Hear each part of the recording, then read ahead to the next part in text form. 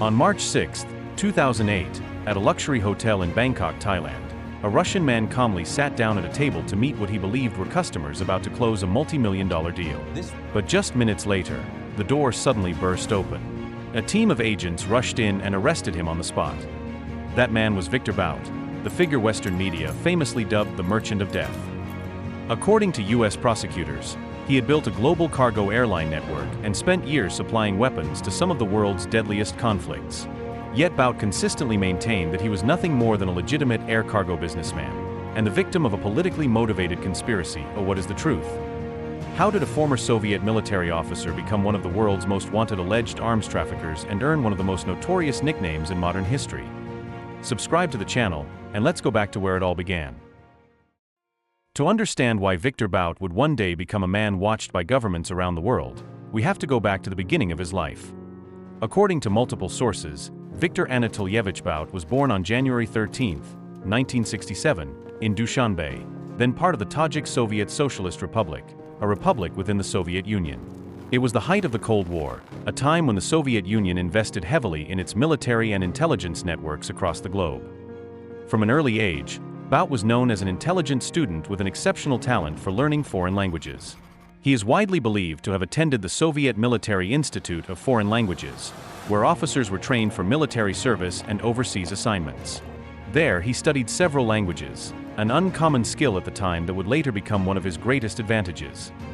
After graduating, Bout served in the Soviet military. Although the exact nature of his role remains disputed, many reports suggest that he worked in military air transport and regularly dealt with large cargo aircraft such as the Antonov and Ilyushin. Those years gave him a deep understanding of aviation logistics, international flight routes, and military supply networks, knowledge that very few civilians would ever have the opportunity to acquire. But by the late 1980s, the Soviet Union was slipping into a severe crisis. The economy was weakening, the government was beginning to crumble, and few could have imagined that within just a few years, the collapse of the Soviet Union would completely change Viktor Bout's life, setting him on the path to becoming one of the most controversial figures in the history of the modern global arms trade. In 1991, the Soviet Union officially collapsed, and in just a matter of months, one of the world's greatest military superpowers disappeared. Millions of soldiers lost their jobs. Military bases were abandoned.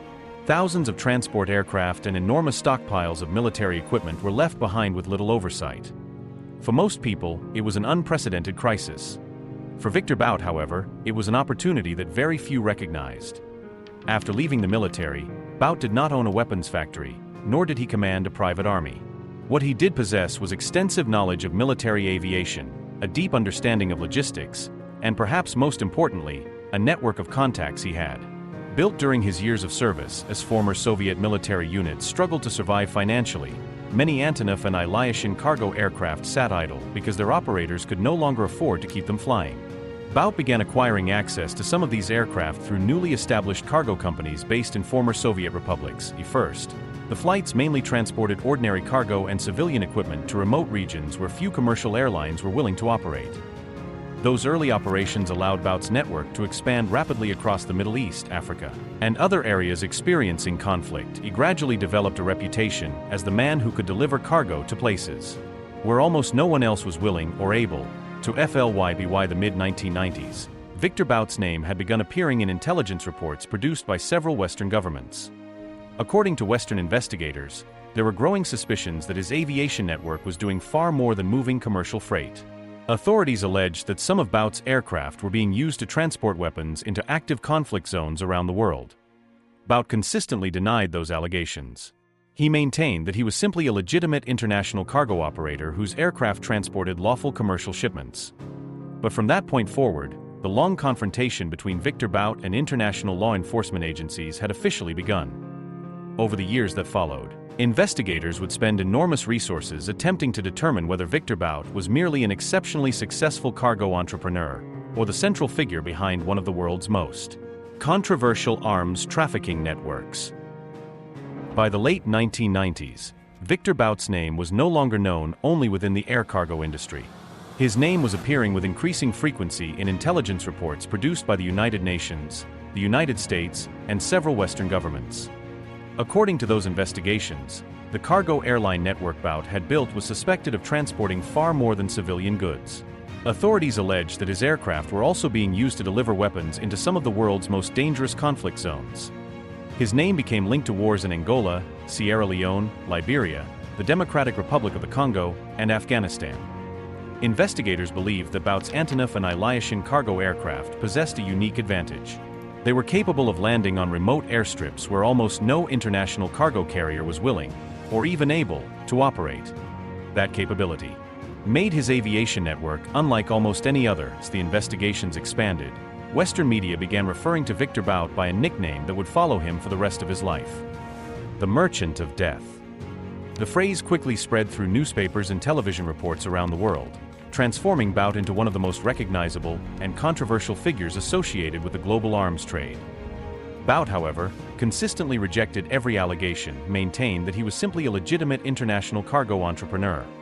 According to him, the fact that his aircraft flew into countries experiencing war did not prove that he was involved in illegal arms trafficking. Argued that cargo airlines routinely transported goods to difficult destinations and that his business had been unfairly portrayed because of where his aircraft operated. While Bout continued to deny the accusations, investigators were moving in a different direction. For the United States, Viktor Bout had become one of the highest priority international targets for law enforcement. Years of covert surveillance followed. His aircraft movements were monitored. His business relationships were analyzed. Investigators worked to map the global network they believed operated behind his cargo companies.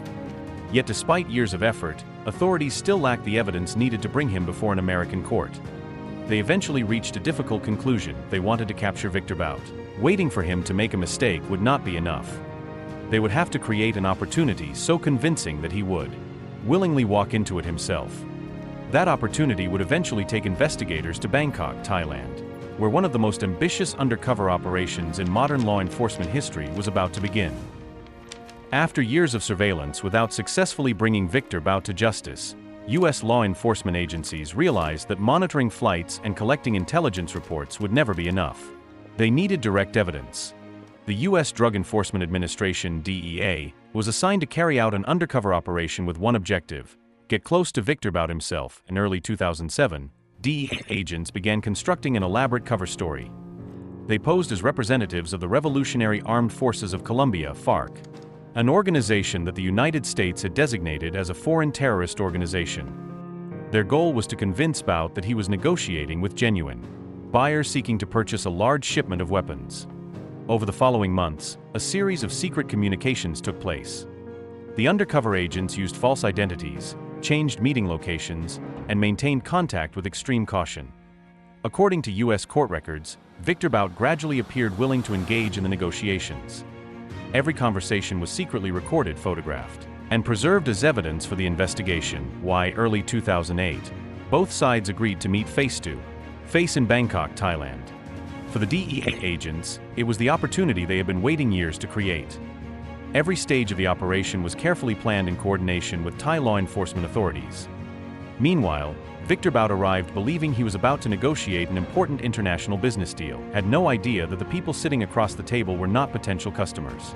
They were undercover federal agents who had spent months carefully guiding him, step by step, into a trap that had been prepared long before he ever entered the room. Only one meeting remained. And after that meeting, the life of the man the Western media had labeled the Merchant of Death would be changed forever. On March 6, 2008, Viktor Bout walked into a meeting room inside a luxury hotel in Bangkok, Thailand. To him, it was simply another business meeting with prospective clients. In reality, the people waiting inside were undercover agents from the U.S. Drug Enforcement Administration (DEA), who had spent months carefully building false identities to gain his trust. The meeting began with introductions before quickly turning to the main topic. According to U.S. prosecutors, the undercover agents identified themselves as representatives of FARC in Colombia and expressed interest in purchasing a large shipment of weapons. Throughout the discussion, Viktor Bout listened carefully, asked detailed questions about the buyer's requirements, and discussed his ability to supply the requested weapons. Hidden audio and video recording devices captured every moment. Every word spoken inside the room was preserved as evidence for the DEA. This was the moment they had spent years working toward. The meeting ended and Viktor Bout stood up to leave. Officers from the Royal Thai Police, working alongside U.S. agents, moved in immediately. Within seconds, he was restrained and handcuffed just outside the meeting room. There was no gunfight, or dramatic escape. A years-long international investigation ended in a matter of moments.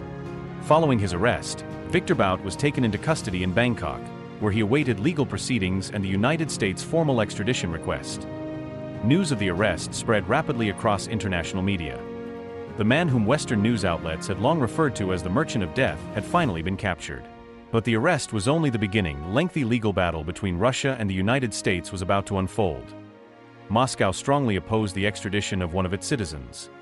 Washington was determined to bring Viktor Bout to New York to stand trial. What had begun as a criminal investigation was now becoming a diplomatic confrontation between two global powers. After his arrest in Bangkok, Viktor Bout was not immediately transferred to the United States. Instead, he remained in custody in Thailand while a prolonged legal and diplomatic battle unfolded behind the closed doors of two governments. The United States quickly filed a formal extradition request, arguing that Viktor Bout should stand trial in New York on charges related to conspiring to supply weapons to FARC, an organization designated by the United States as a foreign terrorist organization. Russia, however, strongly opposed the request. Moscow argued that Bout's arrest was the result of an elaborate entrapment operation and urged Thailand not to extradite one of its citizens. For more than 2 years, Viktor Bout's legal team filed appeal after appeal. The case was reviewed repeatedly by Thai courts. Each ruling attracted international media attention because the case had become far more than the prosecution of one individual. It had evolved into a legal confrontation between two global powers. In August 2010, Thailand's Court of Appeal approved the United States extradition request. A few months later, on November 16, 2010, Viktor Bout was placed aboard an aircraft and flown to New York under heavy security provided by U.S. law enforcement. After arriving in the United States, he remained in federal custody while awaiting trial in the U.S. District Court for the Southern District of New York federal prosecutors argued that they had assembled overwhelming evidence from the undercover operation in Bangkok, including secretly recorded audio, video footage, and testimony from the undercover DEA agents involved in the investigation. The trial officially began in 2011. After days of testimony and legal arguments, the jury found Viktor Bout guilty on multiple charges, including conspiracy to kill U.S. citizens, conspiracy to kill U.S. government officials, conspiracy to acquire and export anti-aircraft missiles, and conspiracy to provide material support to a foreign terrorist organization. April 5, 2012. The judge sentenced Viktor Bout to 25 years in federal prison, the mandatory minimum sentence for the offenses on which he had been convicted. At that moment, it appeared that the story had finally come to an end. But no one could have predicted that exactly 10 years later, Viktor Bout's name would once again dominate headlines around the world, this time as the central figure in one of the most controversial prisoner exchanges between the United States and Russia. When the steel doors of a U.S. federal prison closed behind him, Viktor Bout knew his life had entered an entirely different chapter. The man who had once managed an air cargo network spanning multiple continents was now simply another inmate in the United States federal prison system. During the first years of his 25-year sentence, Bout lived under strict supervision. Every aspect of his daily routine was tightly controlled, from meals and inmate counts to the few hours he was allowed outside his cell. Every movement followed the prison's rigid schedule. Throughout his imprisonment, Bout continued to insist that he was innocent, repeatedly claiming that his prosecution was the result of a politically motivated operation. Meanwhile, outside the prison walls, Viktor Bout's name remained a frequent topic in discussions about international security. Many U.S. officials. He was one of the most dangerous alleged arms traffickers ever prosecuted in an American court. Russia, however, never stopped urging Washington to return him home. The years passed quietly. 1 year became another, and negotiations between the two countries produced little visible progress. It seemed increasingly likely that Viktor Bout would spend decades behind bars. Then in 2022, everything changed. After months of confidential negotiations between Washington and Moscow, the two governments reached a prisoner exchange agreement that made headlines around the world. The United States agreed to release Viktor Bout in exchange for Brittany Griner, the American basketball star who had been imprisoned in Russia. On December 8, 2022, at an airport in Abu Dhabi, United Arab Emirates, the exchange was carried out under heavy security. After nearly 10 years in U.S. federal custody, Viktor Bout was officially released and returned to Russia. For many observers, it was an ending no one had expected. But for Viktor Bout, it was not the final chapter. Upon returning to his homeland, his life took yet another dramatic turn. one that would continue to fuel controversy on the international stage. When Viktor Bout's plane touched down in Moscow in December 2022, he stepped onto Russian soil as a free man after spending nearly 10 years in U.S. federal custody. For Bout, it marked the end of a long chapter behind bars. For the rest of the world, however, his return ignited a new wave of controversy. Shortly after arriving home, Viktor was reunited with his family for the first time in years. Appearing before Russian media, he remained calm and said he had never lost faith that one day he would return to his homeland, thanked everyone involved in the negotiations that secured his release, and insisted that his years in an American prison had never changed his convictions. The reaction in the West was very different. Many U.S. officials acknowledged that exchanging Viktor Bout had been a difficult decision, but argued it was necessary to bring an American citizen home at the same time.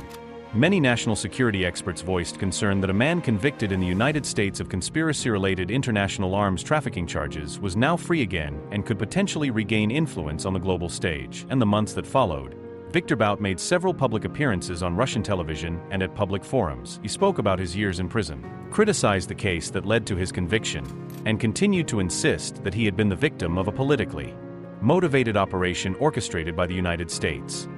His statements quickly attracted international attention and reignited debates that had never fully disappeared. Not long afterward, Bout also became involved in Russian politics, a move that surprised many observers, his supporters. It represented an opportunity to begin a new chapter after years of imprisonment, his critics. However, the return of the man once labeled the Merchant of Death to public life was a reminder that his influence had not completely faded. Even today, Viktor Bout remains one of the most controversial figures in the history of the international arms trade. Some believe he was a legitimate businessman who became the victim of geopolitical conflict and political prosecution. Others remain convinced that the sentence handed down by the United States was fully justified based on the crimes for which he was convicted. Whichever perspective people choose, Viktor Bout's name continues to surface in discussions about geopolitics, intelligence operations, and the global arms trade. And it is likely that the story of the man known around the world as the Merchant of Death will remain one of the most debated and controversial stories of the 21st century. Even today, Viktor Bout remains one of the most controversial figures in modern history. His life has inspired numerous books, documentaries, and even the acclaimed film Lord of War, although the movie is not an official account of his life. Viktor Bout represents a businessman who seized the opportunities created by the collapse of the Soviet Union and built a global air cargo empire. To many others, however, he is remembered as the man accused of helping move weapons into some of the world's deadliest conflicts, where countless lives were lost. This day, no publicly available evidence has proven that Viktor Bout personally participated in the massacres often associated with his name in media reports. Nevertheless, his network of cargo aircraft, secretive business operations, and controversial dealings have permanently linked him to the nickname Merchant of Death. Perhaps the complete truth will only emerge if intelligence files from multiple governments are ever fully declassified. Until then, Viktor Bout's story remains suspended somewhere between documented fact, geopolitical conflict, and modern legend. What do you think? Was Viktor Bout simply a businessman caught in the struggle between global powers? Or was he truly one of the most dangerous arms traffickers in modern history? Let us know your thoughts in the comments below. And if you enjoy true stories about crime, espionage, and the secrets that have shaped world history, don't forget to subscribe so you won't miss our next documentary.